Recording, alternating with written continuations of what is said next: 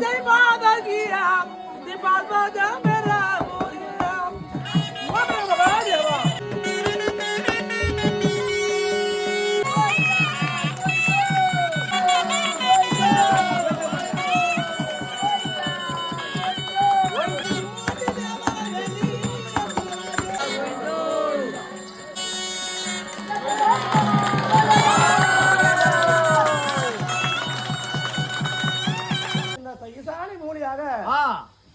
செப்பு கம்பத்தை வைத்து பச்சை தபலை நோக்கி வை செய்வதற்காக ஆயத்தமான விநாயக பெருமான துதி செய்துவிட்டு பிறகு பூஜை துவக்கம் செய்வோம். என்னையே பார்த்துட்டு இருக்காருங்க.